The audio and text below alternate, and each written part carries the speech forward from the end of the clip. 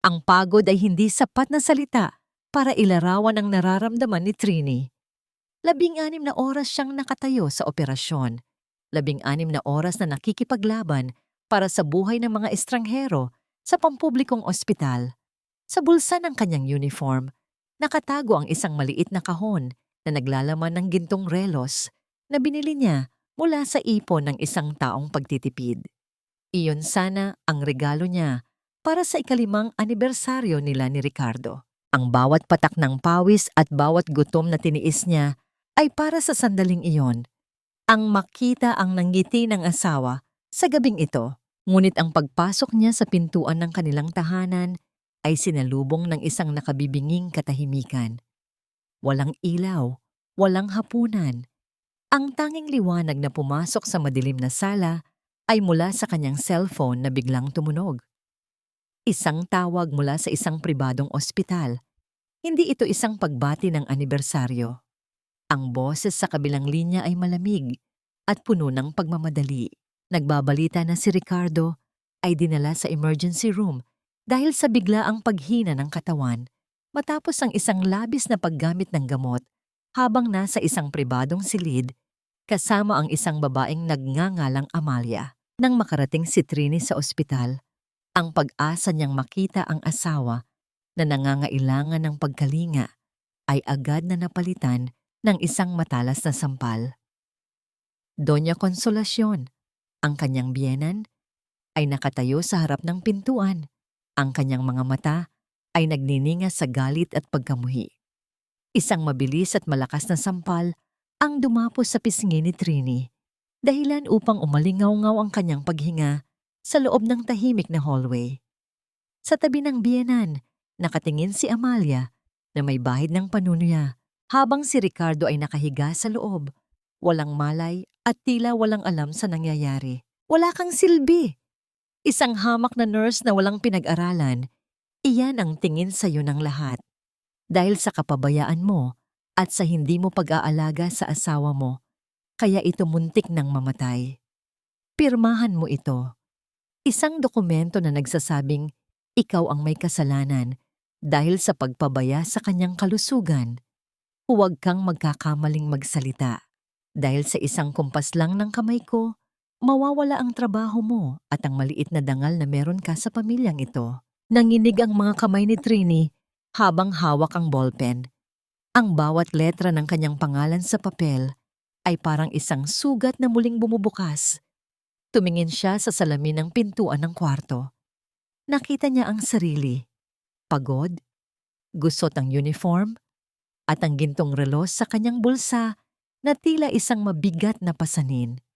Sa loob ng silid, nakita niya si Amalia na dahan-dahang hinahaplos ang kamay ni Ricardo.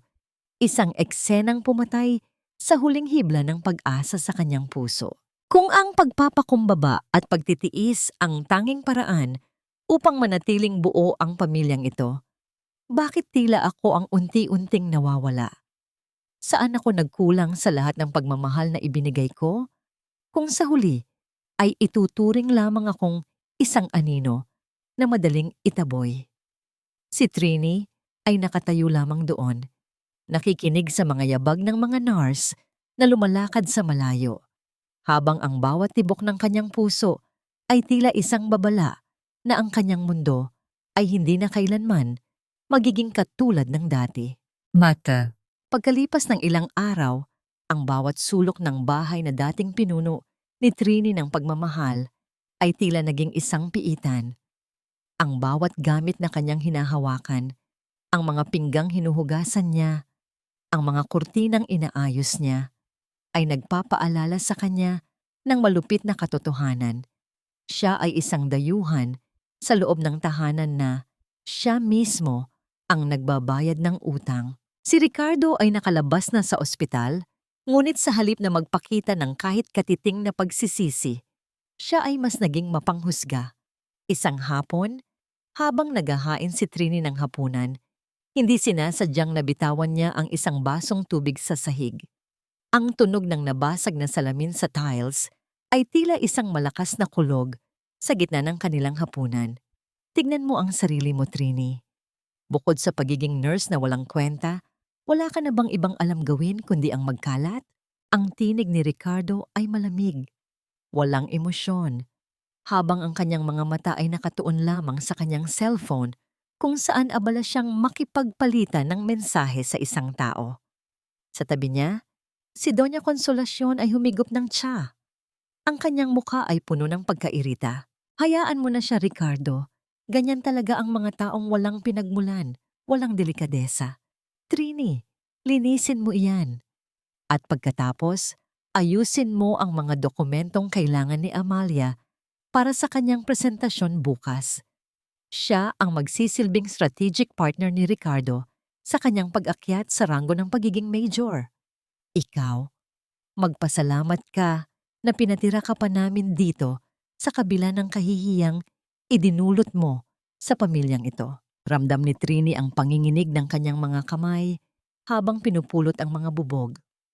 Ang bawat piraso ng basong dumidikit sa kanyang balat ay masakit. Ngunit mas masakit ang mga salitang tumutusok sa kanyang pagkatao. Tumingala siya, nakita ang pagsasama ng kanyang asawa at ng kanyang biyenan na tila isang pader na hindi niya kailanman kayang gibain. Bakit ganito?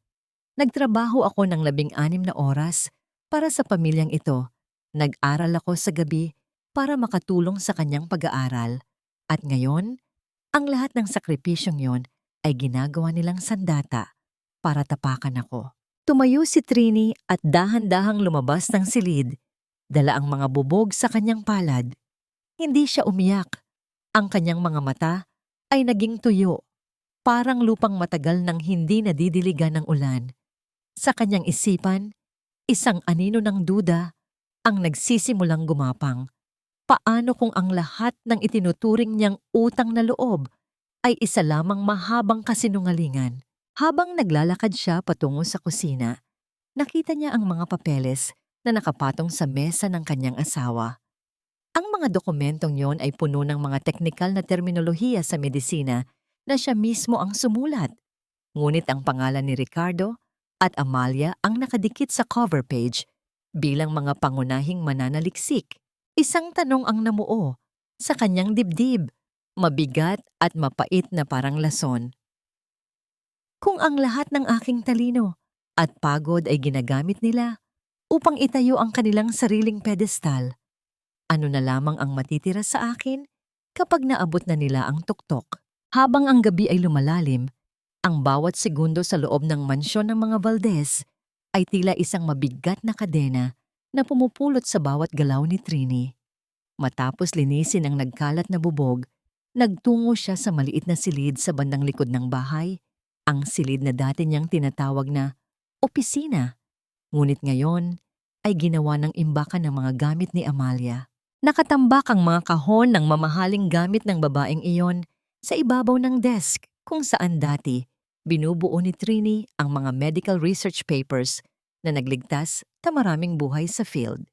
Pinunasan ni Trini ang makapal na alikabok sa ibabaw ng kanyang lumang laptop. Sa bawat pagpindot niya sa keyboard, bumabalik ang mga alaala ng mga gabing hindi siya natulog. Mga gabing nag-aaral siya habang si Ricardo ay natutulog ng mahimbing, umaasang sa kanyang paggising ay mayroon silang mas magandang bukas. Trini, huwag mong kalimutan na ang lahat ng ginagawa mo ay bahagi ng iyong utang na loob sa pamilyang ito. Ang tinig ni Doña Consolacion ay tila isang multong bumubulong sa bawat sulok ng silid. Naalala ni Trini ang araw ng kanilang kasal, kung paano siya niyakap ng matanda. Nagsasabing siya ang swerte ng kanilang pamilya. Ngunit ngayon, ang swerteng iyon ay isa ng kasangkapan, isang yaya, isang tagasulat, at isang sunod-sunuran na yaya ng mga ambisyon ng ibang tao. Napatingin siya sa isang folder na nakatabi sa ilalim ng pile ng mga resibo. Iyon ang orihinal na kopya ng pananaliksik tungkol sa emergency triage protocol na ginamit ni Ricardo upang makakuha ng promosyon. Binuksan niya ito. Ang kanyang mga kamay ay nanginginig nang makita ang pirma ni Ricardo sa ibaba. Na tila binura ang bawat patak ng pawis ni Trini na nakapaloob sa mga pahinang iyon. Ang kanyang pangalan ay wala kahit sa acknowledgement. Bakit ko hinayaan ang sarili ko na maging ganito ka ba? Isang mahinang katok ang narinig mula sa pinto. Pumasok si Amalia. Suot ang isang mamahaling robe, ang kanyang muka ay puno ng isang mapangaping ngiti. Sa kanyang kamay ay may hawak siyang isang baso ng gatas. Trini, nakita mo ba ang planner ko? Kailangan ko yon para sa pulong bukas. At nga pala, siguraduhin mong plansado ang lahat ng uniform ni Ricardo. Ayaw niya ng gusot, alam mo naman yon. Maging mabilis ka, hindi na tayo mga bata para magkakaoras sa mga mababagal na kilos. Tumingin si Trini kay Amalia. Sa pagkakataong ito, hindi siya yumuko. Hindi siya bumulong ng opo o opo. Nanatili siyang nakatayo. Ang kanyang mga mata ay nanatiling nakapako sa mukha ng babaeng sumira sa kanyang kasal. Amalia, ang planner mo ay nasa ibabaw ng vanity table sa guest room. At tungkol sa mga uniform, tapos ko na ang mga yon kaninang 3:00 ng madaling araw. Natigilan si Amalia. Ang kanyang nangiti ay bahagyang naglaho, napalitan ng isang pagtataka na agad ding napalitan ng inis. Anong klaseng tono iyan? Huwag mong kakalimutan kung sino ka sa bahay na ito. Isang nurse na nakapangasawa ng sundalo, huwag kang umasta na parang may karapatan ka. Hindi sumagot si Trini. Bumalik siya sa pag-type sa kanyang laptop. Hindi na pinansin ang presensya ni Amalia. Ramdam niya ang pag-alis ng babae, ang malakas na pagtapak ng kanyang mga takong sa sahig na tila isang banta. Nang tuluyang mawala ang ingay, huminga ng malalim si Trini. Sa loob ng kanyang dibdib, isang maliit na apoy ang nagsisimulang magliyab.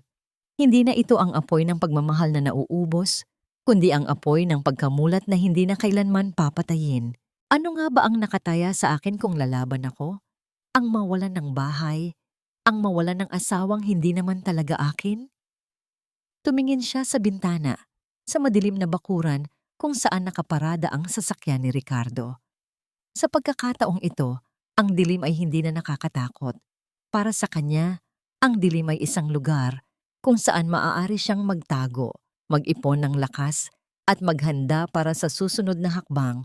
Kinabukasan, ang bahay ay tila isang entablado para sa isang dula na matagal nang alam ni Trini ang katapusan. Sa mesa ng almusal, nakaupo si Doña Consolacion habang nagbabasa ng pahayagan. Ang mga labi ay nakatikom sa isang linyang nagpapakita ng kanyang pagiging mataas at makapangyarihan. Si Ricardo naman ay abala sa pag-ayos ng kanyang kurbata. Ang kanyang mukha ay puno ng tensyon para sa darating na opisyal na seremonya. Trini, bakit parang matabang ang kape? Hindi mo ba nilagyan ng asukal? Ang reklamo ni Doña Consolacion ay bumasag sa katahimikan. Hindi lumingon si Trini. Nanatili siyang nakatayo sa tabi ng lababo. Ang kanyang mga kamay ay nakabaon sa gilid ng marmol na mesa. Nilagyan ko po ng 2 kutsarang asukal, Doña Consolacion. Eksaktong sukat na gusto niyo tuwing umaga. Tumayo ang matanda. Ang tunog ng kanyang upuan na humahagod sa sahig ay tila isang sigaw ng kawalang kasiyahan. Lumapit siya kay Trini. Ang bango ng kanyang mamahaling pabango ay nakakasakal sa maliit na espasyo ng kusina. Sumasagot ka na ngayon? Akala mo ba dahil nakita kitang nagtatrabaho sa harap ng lumang laptop mo kagabi, ay may karapatan ka na maging matapang? Ang pagiging nurse ay isang serbisyo, Trini. At ang pagiging asawa ni Ricardo ay isang utang. Huwag mong kalimutan na kung hindi dahil sa amin, nasa isang maliit at maduming apartment ka pa rin hanggang ngayon. Hinarap ni Trini ang kanyang biyenan. Ang kanyang mga mata, na dati ay laging nakayuko, ngayon ay matatag na nakatingin sa mga mata ng matanda. Walang galit, walang sigaw, kundi isang kalmadong pagtanggap sa katotohanan. Hindi ko po nakakalimutan ang lahat ng ibinigay niyo sa akin, Doña Consolacion. Ang tirahan, ang pagkain, at ang pagmamahal na akala ko ay totoo. Pero higit sa lahat, hindi ko rin nakakalimutan ang lahat ng ibinigay ko para mapanatili ang dangal ng pamilyang Valdez, ang aking oras, ang aking pagod, at ang aking mga pangarap. Isang matalim na tingin ang ipinukol ni Ricardo kay Trini mula sa kabilang panig ng mesa. Trini, tama na ang drama. Umakyat ka na sa kwarto at maghanda. Sasama ka sa amin sa seremonya mamaya. Kailangan mong magmukhang masaya at sumusuporta sa asawa mo. Huwag mong sirain ang reputasyon ko sa harap ng aking mga superior. Napangiti ng bahagya si Trini. Isang ngiting hindi umabot sa kanyang mga mata. Isang ngiting puno ng pait. Susunod ako, Ricardo. Maghahanda ako. Maghahanda ako para sa ating lahat. Pagtalikod ni Trini, naramdaman niya ang matang nakasunod sa kanya. Alam niyang, sa bawat hakbang niya palayo, ang bawat isa sa kanila ay nagtataka kung bakit wala ng takot sa kanyang mga mata. Sa loob ng kanyang bulsa, mahigpit niyang hinawakan ng isang maliit na USB drive, ang susi na naglalaman ng lahat ng ebidensya ng pananaliksik na ninakaw ni Ricardo. Sa bawat hakbang niya paakyat ng hagdan, nararamdaman niya ang pagbigat ng kanyang pagkatao, hindi dahil sa lungkot, kundi dahil sa bigat ng pasyang kanyang ginagawa. Ang seremonyang gaganapin mamaya ay hindi na magiging pagdiriwang para sa tagumpay ni Ricardo. Ito na ang magiging entablado, kung saan ang bawat kasinungalingan ay unti-unting mabubunyag. Hindi niya kailangang maging marahas. Ang katotohanan, kapag inilatag sa tamang oras at sa tamang lugar, ay mas matalas pa sa anumang talim. At sa araw na yon, sisiguraduhin niyang walang sino man ang makakatakas sa anino ng kanilang sariling mga gawa. Ang bawat sentimo na pinaghirapan mo, Trini, ay hindi sa'yo. Bahagi iyan ng pasasalamat mo sa pamilyang ito dahil sa pagpapatira namin sa'yo sa ilalim ng aming bubong. Ang boses ni Doña Consolacion ay tila isang malalamig na patak ng ulan na tumatagos sa likod ni Trini habang siya ay nag-aayos sa harap ng salamin. Hawak ni Trini ang kanyang cellphone. Ang screen ay nagpapakita ng isang notification mula sa kanyang bank account. Ang lahat ng kanyang naipon, ang perang itinatabi niya para sa operasyon ng isang batang mamatay tao sa ospital. Ang perang bunga ng kanyang mga overtime at puyat ay naglaho na parang bula. Dahan-dahang humarap si Trini sa kanyang biyenan. Ang kanyang mga kamay ay nanginginig sa matinding gulat. Ang kanyang puso ay tumitibok ng mabilis, tila isang ibon na pilit kumakawala sa isang masikip na hawla. Doña Consolacion, bakit niyo po kinuha ang pera sa account ko? Alam niyo po na kailangan ko ang perang yon para kay Junjun. Ang batang mamatay tao sa charity ward, kailangan niya ng agarang operasyon sa puso ngayong gabi. Isang buhay ang nakataya doon. Isang mapang-asar na tawa ang kumawala sa mga labi ng matanda habang dahan-dahan siyang lumalapit. Ang bawat hakbang niya ay tila isang bigat na dumadagan sa dibdib ni Trini. Junjun? Isang batang hindi mo naman kaano-ano. Trini, matuto kang tumingin sa prioridad. Ibinigay ko ang perang yon sa foundation ni Amalia. Kailangan yon para mapaganda ang imahe ni Ricardo sa harap ng mga general. Ang charity work ni Amalia ay magsisilbing patunay na ang pamilya Valdez ay may malasakit sa bayan. Iyan ang tunay na halaga ng pera mo, ang itaas ang dangal ng asawa mo, hindi ang itapon sa isang batang wala namang kinabukasan. Naramdaman ni Trini ang isang matinding hapdi sa kanyang lalamunan. Ang bawat salita ng biyenan ay tila isang kutsilyo na dahan-dahang humihiwa sa kanyang huling hibla ng pasensya. Sa labas ng silid, narinig niya ang pagbukas ng pinto ng sasakyan at ang tawag ni Ricardo na tila walang pakialam sa gulo sa loob ng bahay. Trini, bilisan mo riyan. Malalate na tayo sa dinner kasama ang mga opisyal. Hindi gumalaw si Trini. Ang kanyang paningin ay nagsimulang lumabo dahil sa mga luhang pilit niyang pinipigilan. Ang bawat alaala ng bata sa ospital, ang maliit na kamay ni Junjun na humahawak sa kanyang daliri, ang pangako niyang ililigtas niya ito, ay tila isang sumpa na bumabalot sa kanyang pagkatao. Pumunta si Trini sa harap ni Ricardo sa may pintuan.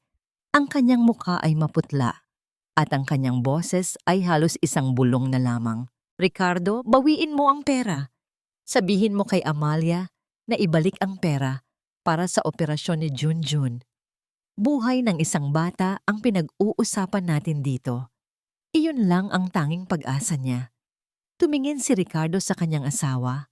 Ang kanyang mga mata ay puno ng pagkairita at kawalan ng pag-unawa.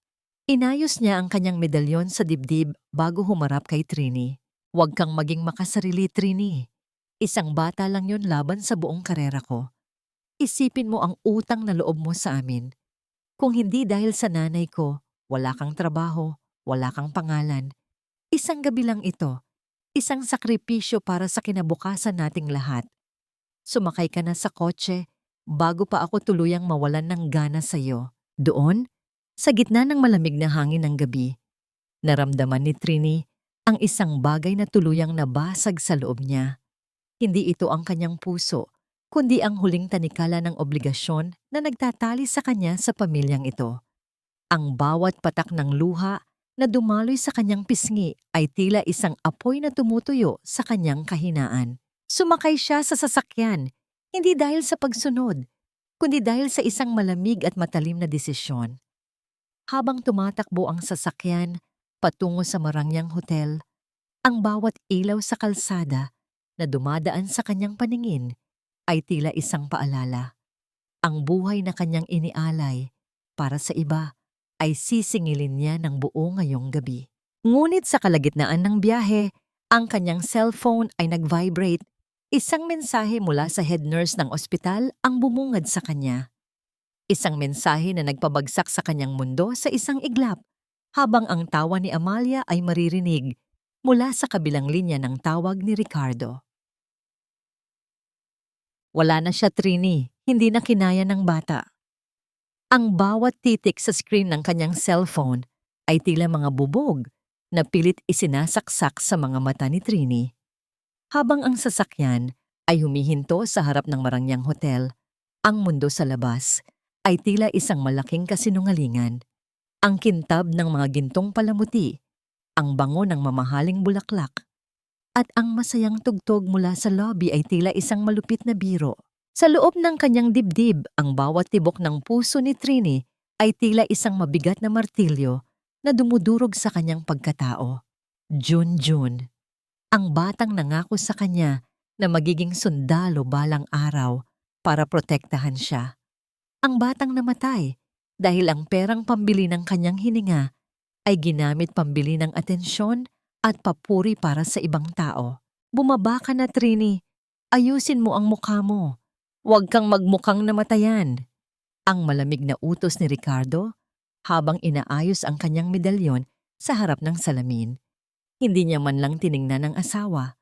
Ang kanyang boses ay tila isang talim na humihiwa sa katahimikan ng sasakyan. Dahan-dahang bumaba si Trini. Ang kanyang mga binti ay tila gawa sa tingga. Bawat hakbang ay isang pakikibaka laban sa grabidad. Sa loob ng function hall, nakita niya si Amalia na nakatayo sa gitna ng entablado. Suot ang isang pulang bestida na kasing kulay ng dugong nawala sa batang mamatay tao. Nais naming magpasalamat kay Miss Amalia para sa kanyang napakalaking donasyon sa ating foundation. Ang boses ng host ay umalingaw-ngaw sa buong silid, kasunod ng malakas na palakpakan. Sa gilid ng kanyang paningin, nakita ni Trini si Doña Consolacion na nakangiti ng buong ningning, tila isang reyna na nagtagumpay sa digmaan. Lumapit ang matanda kay Trini at bumulong. Ang kanyang hininga ay amoy alak at kapangyarihan. Tignan mo, Trini. Iyan ang halaga ng pera mo. Nakikita mo ba ang mga general na yan? Lahat sila ay nakatingin kay Ricardo ngayon. Isang bata, laban sa kinabukasan ng isang general. Napakadaling pumili, hindi ba? Hindi sumagot si Trini. Ang kanyang mga mata ay nanatiling nakapako sa baso ng alak na hawak ng kanyang biyenan. Sa kanyang isipan, naririnig niya ang iyak ng ina ni Junjun Sa madilim na hallway ng ospital, nararamdaman niya ang lamig ng bangkay ng bata na wala man lang pagkakataong lumaban. Isang matinding pait ang gumapang sa kanyang lalamunan. Ang bawat tawa ni Amalia, ang bawat pagbati kay Ricardo, ay tila mga pako na ibinabaon sa kanyang krus. Tumingin siya sa kanyang asawa, na abala sa pakikipagkamay sa mga opisyal, tila isang bayani na walang bahid ng dumi. Bakit ako nananatili rito? Bakit ko hinahayaan ang mga halimaw na ito na ubusin ang huling hibla ng aking dangal? Dahan-dahang kinuha ni Trini ang kanyang bag. Ang kanyang kamay ay nanginginig, hindi dahil sa takot, kundi dahil sa isang matinding puot na matagal na niyang ikinukubli. Sa gitna ng kasiyahan, sa gitna ng mga palakpakan, para sa isang peking bayani, isang boses sa loob niya ang nagsabing, "Tapos na." Tumayo si Trini at dahan-dahang lumakad patungo sa labasan. Ngunit bago siya makalayo, hinawakan ni Ricardo ang kanyang braso ng mahigpit. Ang kanyang mga kuko ay tila bumaon sa balat ni Trini. "Saan ka pupunta? Hindi pa tapos ang gabi, Trini. Huwag mo akong ipapahiya rito." Humarap si Trini kay Ricardo. Sa unang pagkakataon sa loob ng 5 taon, hindi nakita ni Ricardo ang takot sa mga mata ng kanyang asawa. Ang nakita niya ay isang malalim at madilim na bangin ng kawalan. Wala na ang batang mamatay tao, Ricardo. At kasama niyang namatay ang babaeng kilala mo na laging sumusunod sa inyo. Ang boses ni Trini ay kalmado, ngunit ang bawat salita ay tila isang sumpa na lumipad sa hangin. Binitawan ni Ricardo ang braso niya, tila napaso sa lamig ng kanyang tinig. Pagtalikod ni Trini, nakita niya ang isang pamilyar na mukha sa pintuan ng hall. Isang lalaking nakauniporme, may mga medalyang hindi hiram, at may mga matang puno ng pagkilala sa kung sino talaga ang babaeng nakatayo sa harap niya. "Hindi ka aalis hanggat hindi ko sinasabi. Isang hamak na nurse ka lang na kinuha namin sa putikan, kaya matuto kang sumunod." Ang tinig ni Doña Consolacion ay tila isang latigo na humahampas sa pandinig ni Trini sa gitna ng hallway ng hotel. Hawak ng matanda ang braso ni Trini nang may di matatawarang diin. Ang kanyang mga kuko ay tila ibinabaon sa laman ng manugang. Sa loob ng hall, patuloy ang masayang tugtugan, isang malupit na kaibahan sa lamig na nararamdaman ni Trini sa kanyang puso. Sa kabilang dako, nakatayo si Ricardo na may halong hiya at galit sa kanyang mukha. "Trini, nakakahiya ka." Nakatingin ang mga tao. "Ayusin mo ang sarili mo kung ayaw mong kaladkarin kita pabalik sa loob." Dahan-dahang inalis ni Trini ang kamay ng kanyang biyenan. Hindi siya nag-iskandalo. Hindi siya sumigaw. Ang kanyang pagkilos ay may kasamang kakaibang bigat. Isang awtoridad na matagal na niyang ibinaon para sa katahimikan ng kanilang tahanan. Ang putikang sinasabi niyo, Doña Consolacion, ay ang lugar kung saan ako nanggaling ng may dangal. Pero ang mansyong tinitirhan niyo, iyon ang tunay na madumi dahil punong-puno ng kasinungalingan at dugo ng mga taong inaapakan niyo. Isang saglit na katahimikan ang namayani. Nanlaki ang mga mata ni Ricardo sa narinig.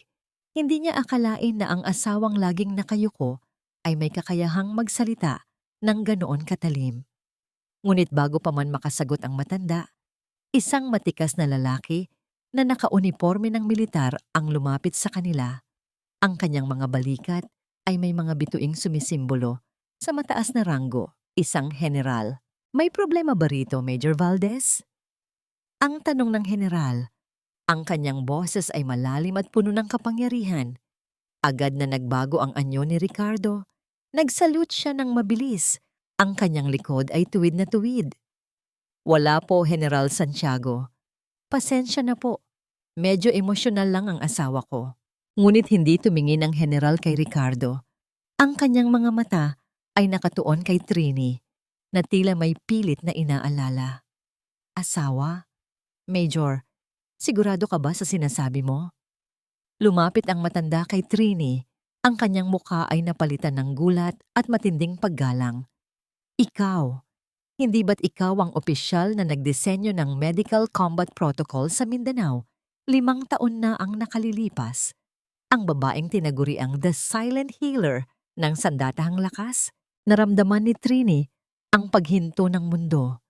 Ang lihim na matagal niyang itinago. Ang sakripisyong ibinigay niya kay Ricardo para ito ang purihin at tumaas ang ranggo, ay biglang nanganib na mabunyag sa gitna ng mga taong kaaway niya. General, nagkakamali po kayo. Ang mabilis na singit ni Doña Consolacion, ang kanyang boses, ay nanginginig sa kaba. Nurse lang po siya, isang simpleng nurse. Tumingin si Trini sa general. Pagkatapos ay kay Ricardo na ngayon ay maputla na parang papel. Ang bawat sakripisyo niya ay dumaan sa kanyang isipan. Ang mga gabing siya ang sumusulat ng ulat ni Ricardo. Ang mga medalya na dapat ay sa kanya, pero ipinaubaya niya sa asawa. Kung sasabihin ko ang totoo ngayon, guguho ang lahat ng pinaghirapan ni Ricardo. Pero kung mananatili akong tahimik, hahayaan ko bang patuloy nilang tapakan ang pagkatao ko? General Santiago, ang simula ni Trini, ang kanyang boses ay buo at walang panginginig. Ang babaeng hinahanap niyo ay matagal nang namatay sa loob ng bahay ng mga Valdez. Ang kaharap niyo ngayon ay isang babaeng wala nang ititira para sa mga taong hindi marunong lumingon sa pinanggalingan. Tumalikod si Trini at naglakad palayo. Iniwan ng general na nagtataka at sina Ricardo na naiwang nakatayo sa gitna ng kahihiyan at takot. Sa bawat hakbang niya palayo sa hotel, naramdaman ni Trini ang pagluwag ng dibdib. Ngunit kasabay nito, ang isang panibagong katanungan. Paano ko haharapin ang bukas kung ang tanging sandata ko ay ang katotohanang pilit nilang papatayin? Colonel Trinidad, kailangan na nating bumalik. Naghihintay ang hukbo sa iyong utos. Ang mga salitang iyon ay tila isang malakas na agos ng tubig na tumangay sa lahat ng pagod at sakit na nararamdaman ni Trini sa mga sandaling iyon.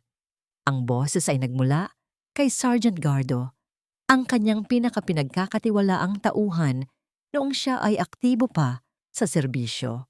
Nakatayo ang Sarge sa tabi ng isang itim na SUV. Ang kanyang tindig ay matigas at puno ng respeto.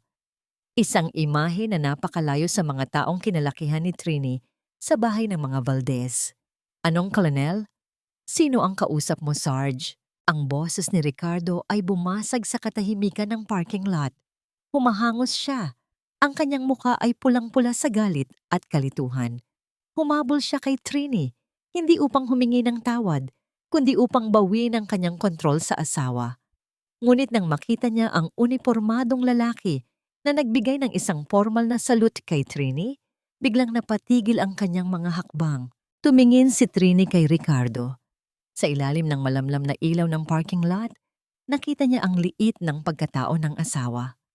Ang lalaking ito, na lagi siyang tinatawag na hamak na nurse, ay ngayon ay tila isang batang naliligaw sa harap ng tunay na kapangyarihan. Ricardo, umuwi ka na. Tapos na ang obligasyon ko sa inyo ni Doña Consolacion. Ang boses ni Trini ay malamig, walang bahid ng galit, kundi puno ng isang pinal na desisyon. Anong tapos na? Trini, asawa kita. Hindi mo ako pwedeng iwan dito ng ganito lang. Sino ang mga taong ito? Bakit kanila tinatawag na Colonel? Ang boses ni Ricardo ay tumaas, puno ng desperation at pagtatangkang manakot. Huwag mong sabihing nakikipagkonsabahan ka sa mga ito para ipahiya ako. Dahan-dahang humarap si Sergeant Gardo kay Ricardo. Ang kanyang mga mata ay matalim, tila tinitimbang ang halaga ng lalaking nasa harap niya. Major Valdez, mawalang galang na po. Ang kausap niyo ay ang babaeng nagligtas sa buong batalyon sa Jolo habang kayo ay abala sa paggawa ng mga ulat sa opisina.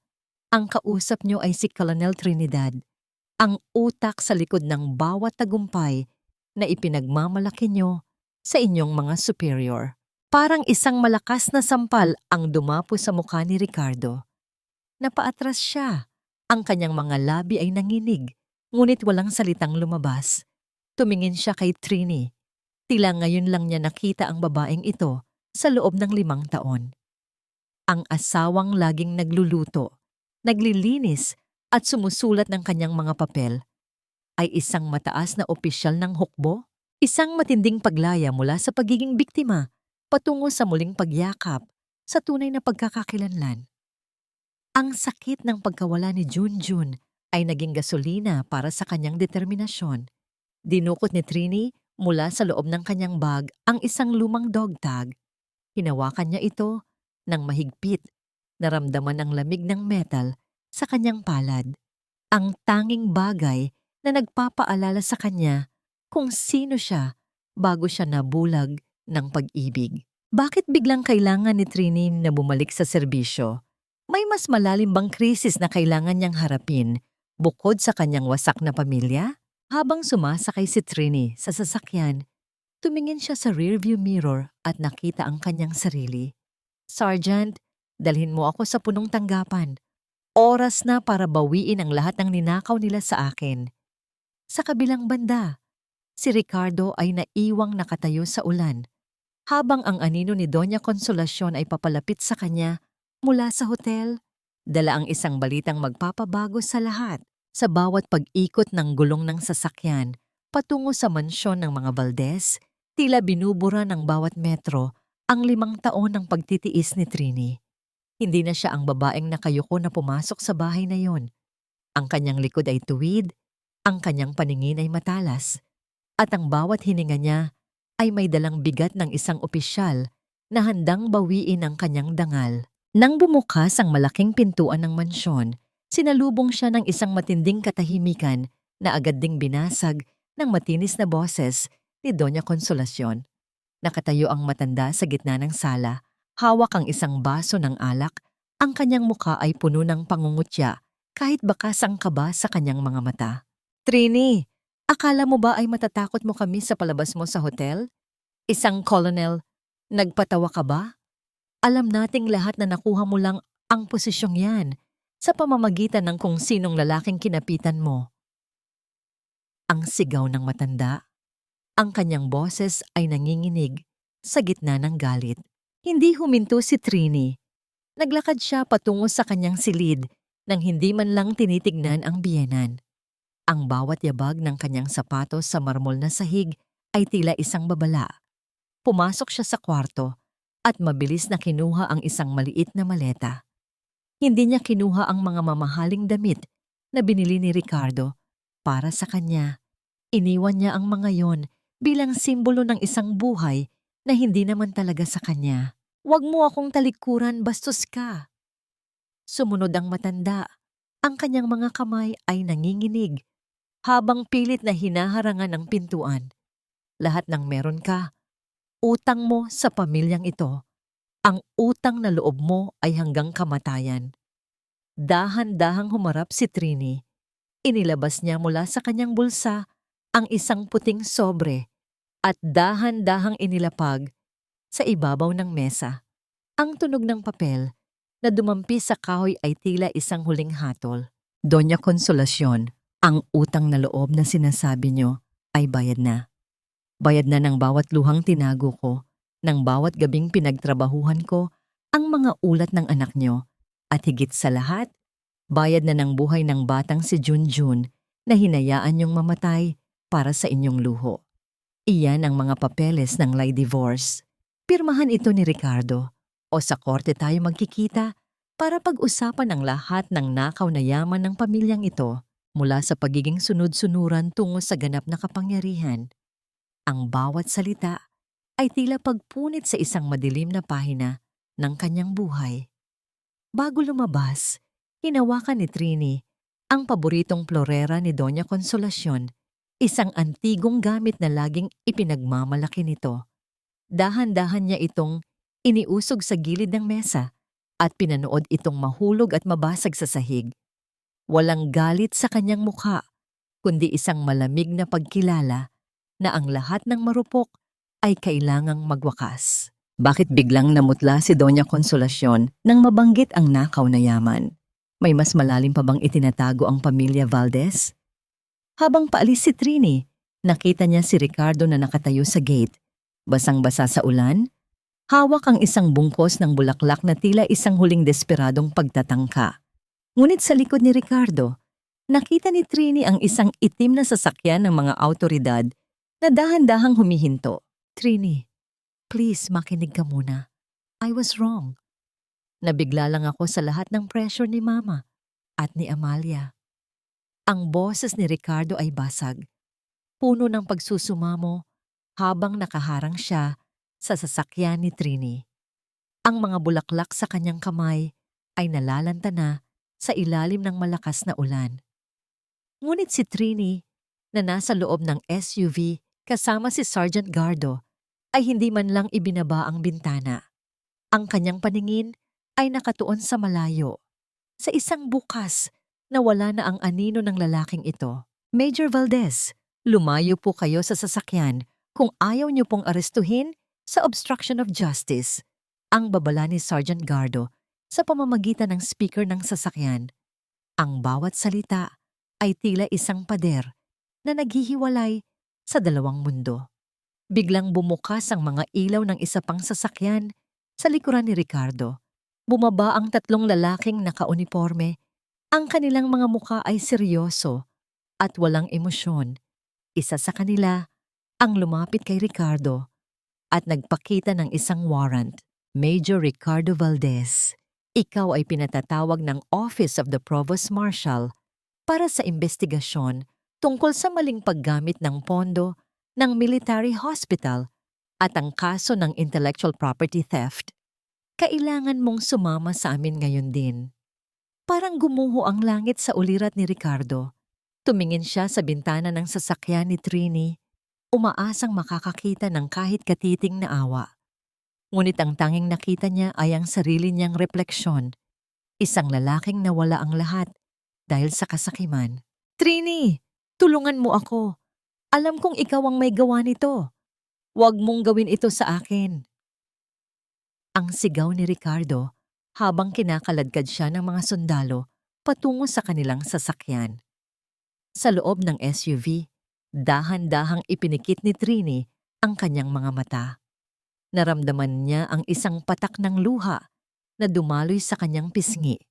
Hindi para kay Ricardo, kundi para sa 5 taon na ibinigay niya sa isang ilusyon. Sergeant, ayoko nang makita ang mukha niya. Let's go to the base. May trabaho pa tayong dapat tapusin. Ang utos ni Trini. Ang kanyang boses ay tila isang matalim na hangin na nagbubura sa ingay ng ulan. Isang masakit na katotohanan para kay Ricardo at isang malamig na katarungan para kay Trini. Ang pag-ibig na naging puot ay nauwi sa isang formal na tungkulin. Habang umaandar ang sasakyan, nakita ni Trini sa rearview mirror si Amalia na nakasilip sa bintana ng mansyon. Ang kanyang mukha ay puno ng takot. Sa sandaling iyon, alam ni Trini na ang susunod na babagsak ay ang babaeng akala niya ay nagtagumpay. Sino ang nagbigay ng mga dokumentong nag-uugnay kay Ricardo sa maling paggamit ng pondo? May isa pa bang kakampi si Trini sa loob ng pamilya Valdez? Pagdating sa military base, sinalubong si Trini ng isang hanay ng mga sundalo na nagbigay ng pinakamataas na pagkilala. Ngunit sa gitna ng mga ito, nakatayo ang isang lalaking hindi niya inaasahang makita muli. Ang tanging tao na nakakaalam ng sikreto ng kanyang pamilya bago pa siya naging colonel. Sa loob ng malawak na opisina sa loob ng kampo, ang amoy ng lumang papel at semento ay tila isang pamilyar na yakap para kay Trini. Nakasambay sa kanyang harap ang isang bagong plansang uniforme. Ang mga bituin sa balikat ay kumikislap sa ilalim ng ilaw, tila mga matang nagbabantay sa kanyang bawat galaw. Dahan-dahan niyang isinuot ang jacket. Ang bigat ng tela ay tila nagpapatatag sa kanyang pagkatao. Habang kinakabit niya ang kanyang mga medalya, bawat isa ay may kwento ng digmaan at pagsasakripisyo. Naramdaman niya ang pagkawala ng yaya at nurse na si Trini. Ang natitira na lamang ay si Colonel Trinidad. Colonel, Nandito na po ang mga report mula sa internal auditor. Ang ulat ni Sergeant Gardo habang papasok sa silid. Tama po ang hinala nyo. Ang kumpanya ni Amalia ay ginagamit na front para sa mga ghost projects sa military hospital. At si Ricardo, siya ang pumipirma sa lahat ng disbursement vouchers. Naupo si Trini sa kanyang swivel chair. Ang kanyang mga kamay ay magkapatong sa ibabaw ng mesa. Ilatag mo ang lahat ng ebidensya. Gusto kong sa oras na humarap sila sa trial, wala na silang ibang mapupuntahan kundi ang likod ng rehas. At si Doña Consolacion, siguraduhin mong makuha ang record ng bank accounts niya. Masusunod po, Colonel, pero may isa pang balita. Ang pag-aalinlangan ni Gardo. Si Doña Consolacion ay sinusubukang gamitin ang kanyang mga koneksyon sa gobyerno para mapatigil ang investigasyon. Sinisiraan niya kayo sa media. Sinasabing ginagamit niyo ang inyong ranggo para sa personal na paghihiganti. Isang malamig na ngiti ang kumawala sa mga labi ni Trini. Hayaan mo siyang magsalita. Hayaan mo siyang ubusin ang huling lakas niya sa pagsisinungaling. Dahil kapag ang katotohanan na ang nagsalita, mas malakas ang dagundong nito kaysa sa anumang paninira. Doon, sa gitna ng katahimikan ng kampo, naramdaman ni Trini ang isang kakaibang kapayapaan. Hindi ito ang kapayapaan ng isang taong sumusuko, kundi ang kapayapaan ng isang mangangaso na alam na ang kanyang huli ay wala ng takas. Ang muling pagbabalik ng tiwala sa sarili. Ang bawat kilos ni Trini ay puno ng determinasyon at talino. Humarap si Trini sa salamin at inayos ang kanyang cap. Tumingin siya sa kanyang sariling mga mata at bumulong. Para sa iyo ito, Junjun. Para sa lahat ng taong ninakawan nila ng pag-asa. Sino ang lalaking nakakaalam ng sikreto ng kanyang pamilya na binanggit sa nakaraang kabanata? Ano ang kinalaman niya sa mabilis na pag-usad ng kaso? Biglang nag-iba ang ekspresyon ni Trini nang matanggap niya ang emergency call. Sa kabilang linya ay nagmamadaling boses ng isang opisyal mula sa detensyon. Colonel, kailangan po namin kayo rito agad. Seryosong sabi ng lalaki. Si Ricardo ay dinala sa ospital matapos magpakita ng senyales na maaari niyang saktan ang sarili habang nasa kustodya. Sa ngayon, tumatanggi siyang makipag-usap sa iba at kayo lamang ang hinihingi niya. Mahigpit na napahawak si Trini sa telepono habang pilit pinapanatili ang kalmadong paghinga. Sa kabila ng lahat ng galit, pagtataksil at sugat ng nakaraan, alam niyang may bahagi pa rin ng kanilang koneksyon na hindi madaling burahin. Tahimik siyang tumayo at mabilis na kinuha ang kanyang coat. Sa gabing iyon, hindi lamang isang opisyal ang papunta sa ospital, kundi isang taong kailangang harapin muli ang isang nakaraang matagal niyang sinubukang takasan. Ang amoy ng antiseptiko sa puting hallway ng military hospital ay tila isang malupit na paalala kay Trini ng libu-libong oras na ibinigay niya sa serbisyo, habang ang kanyang sariling buhay ay dahan-dahang nauubos sa anino ng pamilya, Valdez. Ang bawat hakbang ng kanyang sapatos sa makintab na sahig ay nagbibigay ng isang ritmo ng awtoridad, isang tunog na nagpapalingon sa bawat nurse at sundalong kanyang nadadaanan.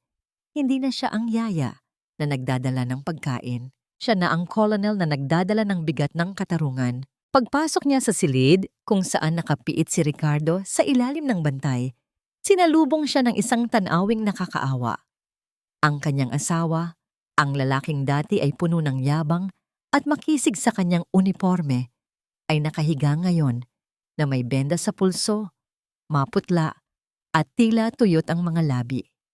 Nang marinig nito ang pagbukas ng pinto, agad na bumaling ang mga mata ni Ricardo kay Trini at isang pamilyar na kislap ng pag-asa na hinaluan ng manipulasyon ang sumilip sa kanyang paningin. Trini, dumating ka. Alam ko na hindi mo ako kayang tiisin. Sabi ko na nga ba, mahal mo pa rin ako. Please, sabihin mo sa kanila na bawiin ang kaso. Nagawa ko lang naman ang lahat ng yon dahil gusto kong bigyan tayo ng magandang buhay. Si Mama, si Amalia, sila ang nagtulak sa akin. Ikaw lang ang makapagliligtas sa akin ngayon. Lumapit si Trini sa gilid ng kama, ngunit nanatili siyang nakatayo ng tuwid. Ang kanyang mga kamay ay nasa likuran at ang kanyang mukha ay tila gawa sa marmol. Walang emosyon, walang bakas ng paglambot. Tumingin siya sa benda sa pulso ni Ricardo, hindi dahil sa pag-aalala, kundi dahil sa pagkadismaya sa huling desperadong hakbang ng asawa para kuhanin ang kanyang simpatya. Ang pag-ibig ay hindi bulag, Ricardo. Pinili ko lang pumikit sa loob ng 5 taon dahil naniwala ako na may natitira pang puso sa ilalim ng ambisyon mo. Pero ang sakta ng sarili mo para lang makatakas sa pananagutan, iyan ang pinakamababang uri ng kaduwagan na nakita ko sa buong buhay ko bilang isang sundalo. Hindi ko gustong saktan ng sarili ko, Trini. Pero paano ang karir ko? Ang dangal ng pamilya natin.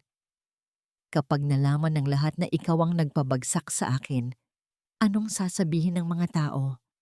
Isang asawa na tinraidor ang sariling kabiyak? Isipin mo ang sasabihin ni Mama. Isipin mo ang pinagsamahan natin. Dahan-dahang yumuko si Trini. Inilapit ang kanyang muka sa muka ni Ricardo hanggang sa maramdaman ng lalaki ang lamig ng kanyang presensya. Ang bawat salitang lumabas sa bibig ni Trini ay tila isang hatol na walang posibilidad ng apela. Hindi kita tinrider, Ricardo. Ikaw ang pumatay sa asawa mo noong gabing mas pinili mo ang luho at si Amalia kaysa sa buhay ng batang si Junjun. Ang pamilyang sinasabi mo ay isang malaking kasinungalingan na itinayo sa ibabaw ng aking mga sakripisyo. Tungkol naman sa iyong career, huwag kang mag-alala. Ang bawat papel na pinirmahan mo, ang bawat sentimong ninakaw niyo ni Amalia ay nakalatag na sa mesa ng court martial. Bago pa makasagot si Ricardo, bumukas muli ang pinto at pumasok si Sergeant Gardo. May hawak itong isang itim na folder at isang tablet na nagpapakita ng isang live feed mula sa mansyon ng mga Valdez. Colonel, may kailangan kayong makita. Ang inyong biyanan ay kasalukuyang sinusubukang itakas ang mga mahahalagang alahas at dokumento mula sa vault. At si Amalia. Tila balak na niyang iwan si Major Valdez. Nakita ang kanyang sasakyan na papunta sa airport. Isang mapait na tawa ang kumawala sa mga labi ni Trini habang tinitignan ang reaksyon ni Ricardo. Ang lalaking nagsabing ginawa niya ang lahat para sa pamilya ay ngayon ay pinapanood ang pagguho ng kanyang mundo sa kamay ng mga taong pinili niya kaysa sa kanyang asawa. Mukhang ang iyong strategic partner ay may sariling exit plan, Ricardo. Sergeant, ituloy ang pag-aresto kay Doña Consolacion sa salang obstruction of justice at laundering of military funds. At tungkol kay Amalia, ipaalam sa aviation security na may warrant of arrest na para sa kanya. Walang aalis ng hindi nagbabayad. Tumalikod si Trini at naglakad patungo sa pinto. Narinig niya ang pagsigaw ni Ricardo, ang pagikbi nito at ang pagtawag sa kanyang pangalan na tila isang batang naiwan sa dilim. Ngunit hindi na siya lumingon. Sa kanyang paglabas sa silid, sinalubong siya ng liwanag ng araw na tumatagos sa bintana ng hallway. Naramdaman niya ang isang bahagyang panginginig sa kanyang tuhod, isang huling labi ng kanyang pagiging tao. Ngunit agad niya itong pinatigas. Hindi pa tapos ang lahat. Ang bawat piraso ng kasinungalingan ay dapat malinis. At ang bawat biktima ng kasakiman ng mga Valdez ay dapat makakuha ng hustisya. Habang naglalakad siya patungo sa kanyang sasakyan, isang pamilyar na boses ang tumawag sa kanya mula sa parking lot. Isang lalaking matagal na niyang hindi nakikita. Isang lalaking naging saksi sa kanyang mga unang hakbang sa hukbo bago siya ikinasal. Ang kanyang pagdating ay tila isang huling piraso ng puzzle na magbubukas sa tunay na dahilan kung bakit hinayaan ng tadhana na mangyari ang lahat ng ito.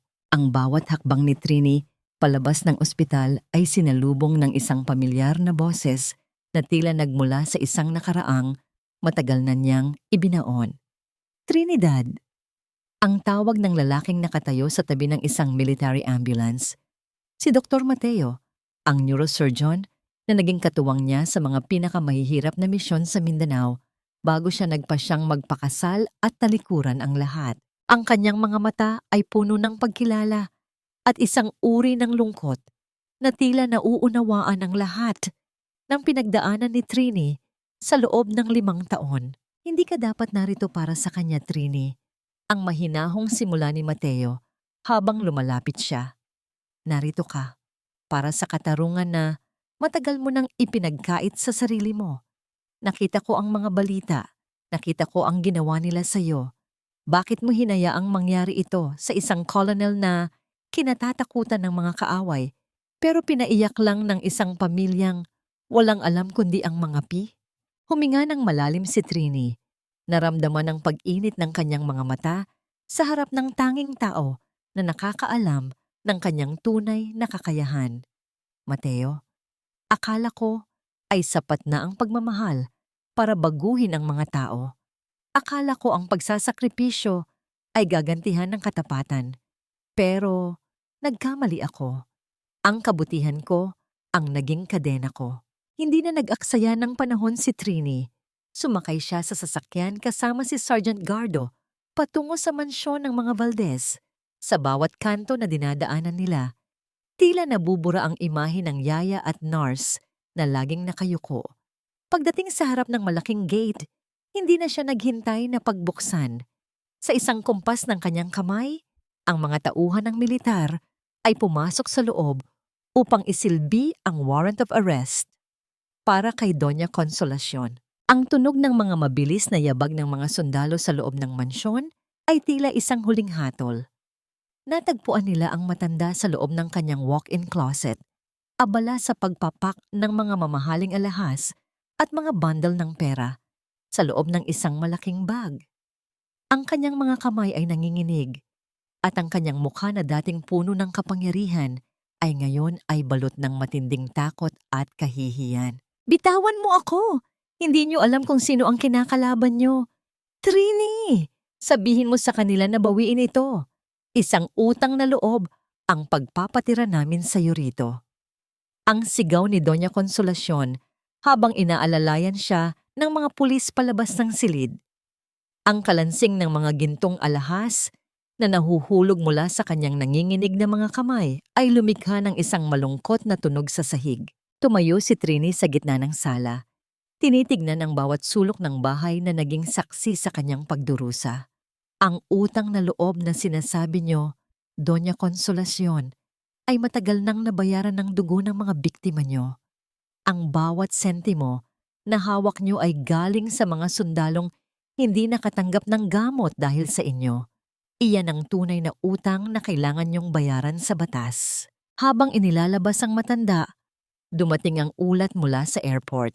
Si Amalia ay nahuli sa loob ng boarding gate.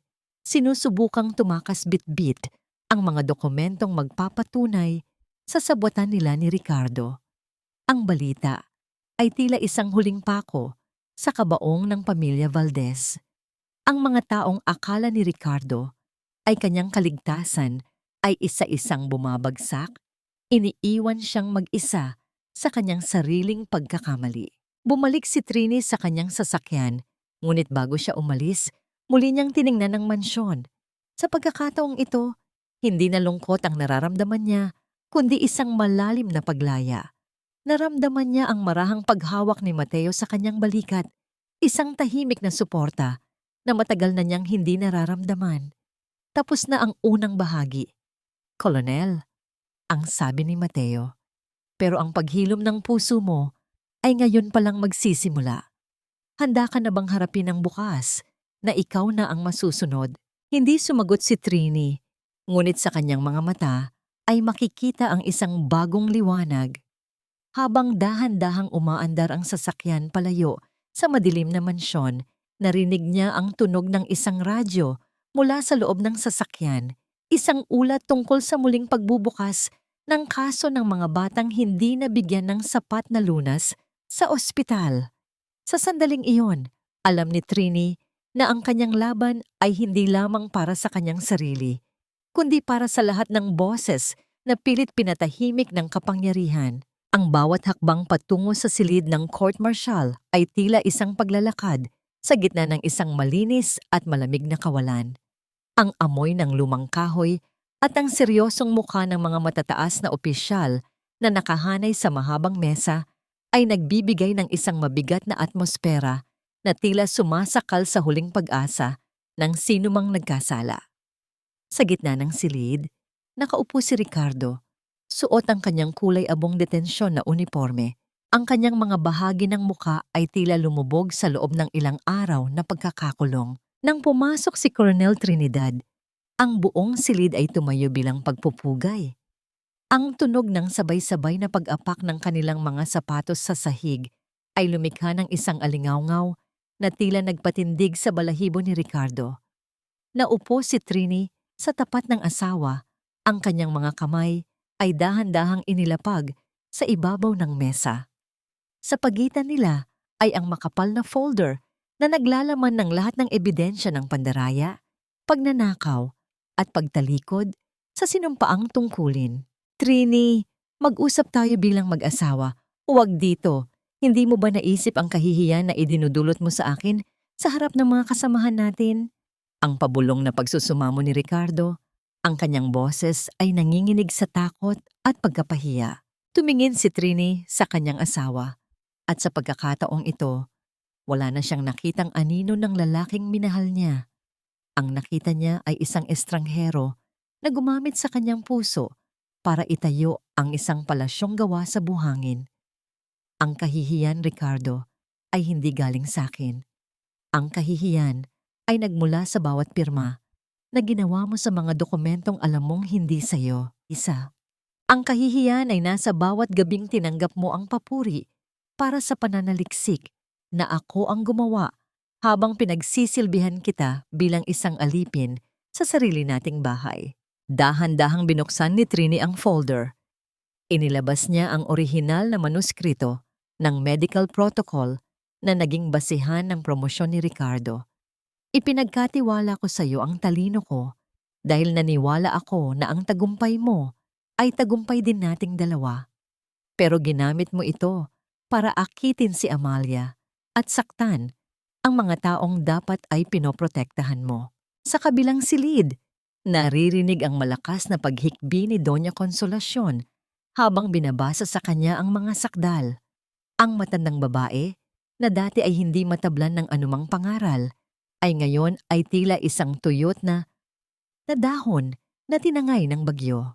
Wala na ang kanyang mga alahas, wala na ang kanyang marangyang terno, ang tanging natira ay ang takot sa isang kinabukasang wala nang silbi ang kanyang pangalan. Colonel, ang tawag ng presiding officer. Meron pa ba kayong gustong idagdag bago namin ibaba ang pinal na desisyon? Sandaling napatigil si Trini. Naramdaman niya sa loob ng kanyang bulsa ang isang maliit na bagay. Isang plastik na singsing na laruan na ibinigay sa kanya ni Junjun bago ito mawalan ng hininga. Ang haplos ng plastik sa kanyang balat ay tila nagbigay sa kanya ng lakas na hindi matutumbasan ng anumang ranggo. Wala na po, sir. Ang katotohanan ay may sariling boses at sa araw na ito, ang boses na yon ang siyang magtatapos sa mahabang gabi ng kasinungalingan. Matapos ang pagdinig, habang inilalabas si Ricardo mula sa silid, dahan-dahan siyang lumingon kay Trini. Sa kanyang mga mata ay makikita ang isang huling pagtatangka na humingi ng tawad, ngunit ang bawat hakbang ng mga gwardya ay tila isang pader na unti-unting nagsasara sa pagitan nila. Si Ricardo ay hinatulan ng pagkatanggal sa serbisyo at pagkakakulong ng mahabang panahon dahil sa maling paggamit ng pondo at panloloko. Lumabas si Trini sa gusali, kung saan sinalubong siya ni Dr. Mateo. Ang hangin sa labas ay malamig, ngunit may dalang amoy ng kalayaan. Tapos na ang hatol, Mateo, pero bakit parang may kulang pa rin? Ang mahinang tanong ni Trini habang nakatingin sa malayo. Dahil ang katarungan ay para sa batas, Trini, pero ang kapatawaran para sa sarili mo ay isang bagay na kailangan mong hanapin sa labas ng mga pader na ito. Ang sagot ni Mateo, ang kanyang boses, ay puno ng pag-unawa. Sa sandaling iyon, isang itim na sasakyan ang huminto sa kanilang tapat. Bumaba ang isang tauhan mula sa Department of Social Welfare at lumapit kay Trini. Colonel Trinidad, mayroon kaming nahanap na impormasyon tungkol sa pamilya ni Junjun. Mayroon siyang isang kapatid na babae na naiwan sa probinsya at tila may kinalaman si Doña Consolacion sa kung bakit sila nagkawalay. Naramdaman ni Trini ang mabilis na tibok ng kanyang puso.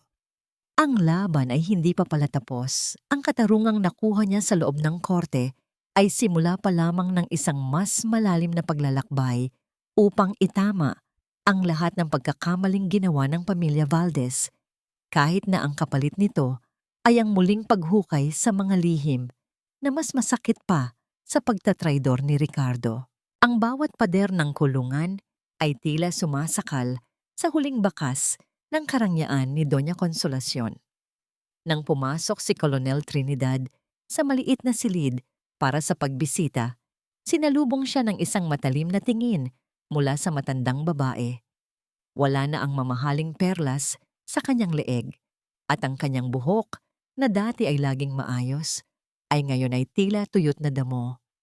Ngunit sa kabila ng lahat, ang kanyang mga labi ay nakakurba pa rin sa isang mapang-aping ngiti na tila hindi matanggap ang kanyang pagkatalo. Ano pang kailangan mo, Trini? Nandito na ako sa lugar na gusto mo. Nakuha mo na ang lahat. Ang asawa mo, ang dangal ko, ang yaman ng pamilya ko. Hindi ka pa ba kontento? Ang boses ng matanda ay paos, ngunit puno pa rin ng lason at puot. Dahan-dahang inilapag ni Trini ang isang lumang litrato sa ibabaw ng mesa. Litrato yon ng isang maliit na bukirin sa probinsya ng Leyte kung saan isang pamilya ang nakatayo ng may masayang ngiti. Hindi ko kailangan ang yaman niyo, Doña Consolacion. Ang kailangan ko ay ang katotohanan. Bakit kailangang mamatay ang ina ni Junjun sa kalsada? Bakit kailangang mawala ng tahanan ang pamilya niya para lamang sa itinatayo ninyong warehouse 5 taon na ang nakalilipas? Natigilan ang matanda. Ang kanyang mga mata ay dahan-dahang lumipat mula sa litrato patungo sa mukha ni Trini. Isang saglit na katahimikan ang bumalot sa silid, kung saan ang tanging maririnig ay ang mahinang pag-ikot ng lumang electric fan sa kisame, na tila nagbibigay ng isang nakakairitang ritmo sa kanilang paghaharap. Negosyo lang yon, Trini. Ang mga taong yon, wala silang papel, wala silang halaga. Binayaran namin sila, pero pinili nilang lumaban. Kung namatay ang babaeng yon sa kalsada, kasalanan niya iyon dahil hindi siya marunong sumuko sa mas malakas sa kanya. Ang malamig na sagot ni Doña Consolacion na tila ba ang buhay ng tao ay isa lamang numero sa kanyang ledger. Naramdaman ni Trini ang isang matinding pait sa kanyang dibdib. Ang bawat sakripisyo niya sa pamilyang ito ay tila naging pakikipagsabwatan sa isang halimaw. Ang batang inalagaan ko sa ospital, ang batang namatay dahil ninakaw niyo ang pera para sa operasyon niya. Siya ang bunsong anak ng pamilyang sinira niyo. Ang tadhana ay may kakaibang paraan ng paniningil, hindi ba? Tumayo si Trini. Ang kanyang uniforme ay tila nagniningning sa gitna ng madilim na silid. Nahanap na namin ang kapatid ni Junjun, si Maria. Siya ay nasa isang orphanage sa malayo, namumuhay sa takot dahil sa inyo. Pero huwag kayong mag-alala, sisiguraduhin kong sa bawat araw na mananatili kayo rito sa loob, maalala nyo ang bawat buhay na tinapakan nyo para lang umakyat sa tuktok. Lalabas na sana si Trini nang muling magsalita ang matanda. Ang kanyang boses ay nanginginig na sa takot. Trini, hintay. Huwag mong ibigay ang mga dokumento sa korte tungkol sa lupain. Mawawala ang lahat kay Ricardo. Kapag lumabas siya, wala na siyang babalikan. Maawa ka sa asawa mo. Lumingon si Trini sa huling pagkakataon. Ang kanyang mga mata ay puno ng isang malalim na paglaya at katarungan. Ang asawang kilala ko ay matagal na ninyong pinatay, kasabay ng budhi ninyo. Ang katarungan para kay Maria at Junjun ay hindi na maaaring pigilan ng anumang awa. Paglabas ni Trini sa gusali, Sinalubong siya ni Dr. Mateo na may dalang isang maliit na folder. Ang hangin sa labas ay tila mas magaan na ngayon. Nahanap na namin siya, Trini. Si Maria ay nasa maayos na kalagayan. Naghihintay siya sa atin. Sumakay si Trini sa sasakyan. Naramdaman niya ang isang patak ng luha na dumaloy sa kanyang pisngi. Isang luha ng hapis, ngunit may kasamang pag-asa. Ang kanyang paglalakbay ay hindi na tungkol sa paghihiganti kay Ricardo o sa kanyang biyenan. Ito ay tungkol sa muling pagbubuo ng mga buhay na nawasak ng kasakiman. Habang dahan-dahang umaandar ang sasakyan patungo sa probinsya, tila nakikita ni Trini sa kanyang imahinasyon ang ngiti ni Junjun. Sa pagkakataong ito, hindi na ito isang alaala ng sakit, kundi isang pangako ng isang bagong simula. Ang bawat kanto na kanilang dinadaanan ay tila naglalapit sa kanya sa isang buhay na matagal na niyang ipinagkait sa kanyang sarili. Isang buhay na puno ng tunay na serbisyo at tunay na pagmamahal. Ang bawat kilometro ng kalsada patungo sa probinsya ng Leyte ay tila isang dahan-dahang pagpunit sa madilim na belo ng nakaraan ni Trini. Ang ingay ng syudad ay napalitan ng banayad na bulong ng hangin sa labas ng bintana at ang ritmong nililikha ng mga gulong ng sasakyan sa semento. Sa tabi niya, si Dr. Mateo ay nananatiling tahimik. Isang presensya na hindi nagtatanong ngunit nagbibigay ng lakas na hindi kailangan ng salita. Nang makarating sila sa harap ng isang lumang gusali na yari sa kahoy at bato, isang maliit na bahay ampunan sa gilid ng bundok. Naramdaman ni Trini ang isang matinding kaba. Ang amoy ng basang lupa matapos ang ulan at ang halimuyak ng mga ligaw na bulaklak ay nagpaalala sa kanya ng mga kwento ni Junjun tungkol sa kanilang tahanan bago ito ginuho ng kasakiman ng pamilya Valdez. Dahan-dahan silang naglakad patungo sa hardin. Doon, sa ilalim ng isang malaking puno ng mangga, nakita ni Trini ang isang batang babae na nakaupo sa isang lumang upuan. Ang kanyang buhok ay nakatali ng isang kupas na ribon at ang kanyang mga mata na nakatuon sa isang maliit na manika ay tila mga salamin ng mga mata ni Junjun. Iyon si Maria. Colonel, siya na yon. Ang mahinang bulong ni Sergeant Gardo na tila ayaw mabulabog ang katahimikan ng paligid. Lumapit si Trini ng dahan-dahan. Ang bawat hakbang niya sa ibabaw ng mga tuyong dahon ay lumilikha ng marahang tunog. Lumuhod siya sa harap ng bata. Iniaalis ang kanyang military cap upang ipakita ang kanyang mukha. Sa sandaling iyon, ang Colonel Trinidad na kinatatakutan at iginagalang ay naglaho. Ang natira ay ang babaeng may pusong naghahanap ng kapatawaran. Maria, ako si Trini. Kaibigan ako ng kuya mo, si Junjun. Ang bata ay dahan-dahang tumingala. Ang kanyang mga labi ay bahagyang nanginig nang marinig ang pangalan ng kanyang kapatid. Sa loob ng maliit niyang palad, nakita ni Trini ang isang bagay na nagpatigil sa kanyang hininga. Isang plastik na singsing, kapareho ng ibinigay ni Junjun sa kanya sa ospital. Sabi ni Kuya, may darating na anghel para sunduin ako. Ikaw po ba yon? Ang mahinang tanong ni Maria. Ang kanyang boses ay tila isang marupok na himig sa hangin. Naramdaman ni Trini ang pag-apaw ng emosyon sa kanyang dibdib. Niyakap niya ang bata ng mahigpit. Naramdaman ang init ng maliit nitong katawan at ang bango ng sabon at araw. Sa sandaling iyon, ang lahat ng galit niya kay Ricardo, ang lahat ng pait mula kay Doña Consolacion, ay tila natunaw sa harap ng tungkulin niyang protektahan ang batang ito. Oo, Maria, nandito na ako. Hindi ka na muling mag-iisa. Habang nagaganap ang tagpong yon, isang tawag ang natanggap ni Sergeant Gardo. Lumayo siya ng bahagya bago bumalik na may seryosong mukha. Colonel, may huling balita mula sa court martial. Ang lahat ng ari-arian ng pamilya Valdez, kabilang ang mansyon at ang lupain sa Leyte, ay opisyal ng kinumpiska ng gobyerno. At si Ricardo, tinangka niyang magpadala ng huling sulat para sa inyo Bago siya ilipat sa pambansang bilangguan, inabot ni Gardo ang isang lukot na papel.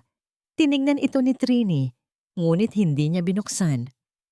Sa halip, dahan-dahan niya itong pinunit sa maliliit na piraso at hinayaang tangay ng hangin ang mga labi ng huling pagtatangka ni Ricardo na kontrolin ang kanyang damdamin. Hindi ko na kailangan ng mga salita niya, Gardo. Ang kailangan ko ay ang bawiin ang lupang ito para sa mga taong ninakawan nila. Humarap si Trini kay Dr. Mateo na nakatayo sa di kalayuan. Mateo, nakapagdesisyon na ako. Magbibitiw na ako sa serbisyo bilang kolonel. Gusto kong manatili rito. Bubuksan natin muli ang klinika sa probinsya. Aalagaan natin si Maria at ang lahat ng batang biktima ng kawalan ng katarungan. Nagulat si Mateo, ngunit agad ding napalitan ng isang matamis na ngiti ang kanyang muka. Isang mahabang paglalakbay ito, Trini. Pero sa tingin ko, ito ang tanging paraan para tuluyan kang makauwi sa sarili mo. Habang palubog ang araw sa likod ng mga bundok ng Leyte, ang bawat anino ay tila nagbibigay daan sa isang bagong liwanag. Hindi na si Trini ang yaya, hindi na rin siya ang kolonel na puno ng puot. Siya na si Trinidad, isang babaeng malaya, isang babaeng muling natutong magmahal ng walang takot, at isang babaeng handang itayo ang isang bagong buhay mula sa mga abo ng kanyang nakaraan. Ngunit sa gitna ng katahimikan, isang pamilyar na sasakyan ang dahan-dahang humihinto sa dulo ng kalsada. Isang tao ang bumaba. May dalang balita na hindi inaasahan ni Trini. Isang balita tungkol kay Amalia na magbibigay ng huling twist sa katarungang akala niya ay tapos na. Ang dahan-dahang paghinto ng sasakyan sa dulo ng kalsada ay bumasag sa katahimikan ng hapon sa Leyte. Bumaba si Sergeant Gardo. Hawak ang isang makapal na asul na envelope. Ang kanyang muka ay hindi nakakikitaan ng tensyon ng operasyon, kundi isang uri ng payapang pagtatapos. Lumapit siya kay Trini na noon ay abala sa pag-aayos ng mga gamit sa loob ng maliit na gusaling magsisilbing klinika. Colonel, ito na po ang pinal na ulat mula sa korte sa Maynila. Ang panimula ni Gardo, habang iniabot ang sobre, si Amalia ay nahatulan na rin. Sinubukan niyang gamitin ang huling offshore accounts ni Doña Consolacion para manuhol. Pero dahil sa mga dokumentong nakuha niyo sa USB, lalong nabaon ang kaso nila. Hindi lang pagnanakaw ang hinarap niya, kundi pati na rin ang falsification ng mga military records. Wala na silang kawala, Colonel. Lahat ng nakuhang yaman ay ibabalik na sa pondo ng mga veterano at sa mga pamilyang inagawa nila ng lupa rito sa probinsya. Tiningnan ni Trini ang sobre, ngunit hindi niya ito binuksan. Ang balita tungkol sa pagbagsak ni Amalia at ang tuluyang pagkabulok ni Ricardo sa loob ng selda ay hindi na nagbigay sa kanya ng matinding katuwaan. Sa halip naramdaman niya ang isang malalim na katahimikan, ang katahimikan ng isang taong tapos na sa pakikidigma. Salamat, Gardo. Pero para sa akin, tapos na ang kwentong yan nung araw na iniwan ko ang mansyon. Ang mahalaga ngayon ay ang mga taong nandito, ang mahinahong sagot ni Trini habang tinitingnan si Maria na masayang naglalaro sa damuhan kasama ang ilang mga bata sa kapitbahayan. Lumapit si Dr. Mateo, dala ang 2 baso ng malamig na tubig. Inabot niya ang isa kay Trini at ang isa kay Gardo. Ibig sabihin ba nito, Gardo, ay maaari na tayong mag-focus sa pagbubukas ng klinika bukas? Ang tanong ni Mateo na may kasamang ngiti. Opo, Doc. At nga pala, Colonel, ang inyong hiling na resignation ay inaprubahan na ni General Santiago. Pero may mensahe siya. Sabi niya, kahit wala na kayo sa uniforme, mananatili kayong inspirasyon sa buong hukbo. At ang klinikang ito, ituturing itong extension ng Military Medical Outreach Program para magkaroon kayo ng sapat na supply ng gamot. Naramdaman ni Trini ang pag-init ng kanyang dibdib. Hindi ito ang init ng galit na matagal niyang kinimkim, kundi ang init ng pasasalamat. Ang lahat ng kanyang paghihirap, ang lahat ng kanyang sakripisyo bilang isang kolonel na nagkubli sa anino ng asawa, ay nagbunga rin ng isang bagay na totoo at makabuluhan. Hapon na nang tuluyang umalis si Gardo. Nanatili si Trini at Mateo sa veranda ng klinika, pinapanood ang unti-unting paglubog ng araw na nagpapakulay ng orange at lila sa langit ng Leyte. Ang bulong ng mga dahon at ang amoy ng dagat mula sa malayo ay tila isang uyayi na nagpapatulog sa mga sugat ng kanyang nakaraan. Alam mo, Mateo, ang sabi ni Trini habang nakasandal sa posteng kahoy, akala ko dati ang katarungan ay ang makita silang nagdurusa sa loob ng kulungan. Pero ngayong nandito na ako, napagtanto ko na ang tunay na katarungan ay ang kakayahan kong muling ngumiti ng walang takot at ang makitang may kinabukasan ang mga batang tulad ni Maria. Hinawakan ni Mateo ang kamay ni Trini, isang haplos na puno ng pag-unawa at pangako. Nagawa mo na ang lahat, Trinidad. Ngayon, oras na para sa sarili mo naman. Oras na para sa ating dalawa. Hindi na kailangan ng mas maraming salita. Ang katahimikan sa pagitan nila ay sapat na upang ipahayag ang lahat ng nararamdaman. Sa huling sulyap ni Trini sa kalsada, nakita niya ang anino ng kanyang nakaraan na dahan-dahang naglalaho sa dilim, habang ang liwanag ng mga bituin ay nagsisimulang magpakita. Tila mga gabay para sa isang bagong simula na puno ng pag-asa at pagmamahal. Isang taon na ang nakalilipas mula nang ang huling aling-aungaw ng court martial ay magwakas sa loob ng malamig na pader ng kuta sa Maynila.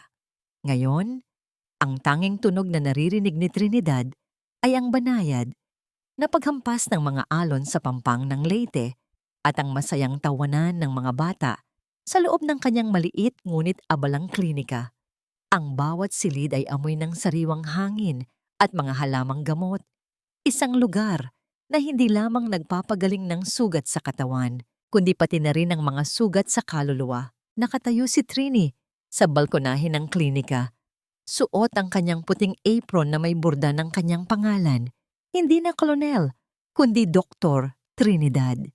Wala na ang bigat ng mga bituin sa kanyang balikat, ngunit mas magaan ang kanyang pakiramdam kaysa noong siya ay nasa rurok ng kanyang kapangyarihan. Sa kanyang paanan, si Maria ay abala sa pagdidilig ng mga bulaklak. Ang bawat kilos ng bata ay puno ng sigla na tila isang buhay na monumento para sa kanyang kuya na si Junjun. Dahan-dahan siyang nilapitan ni Mateo na may dalang isang lumang dyaryo.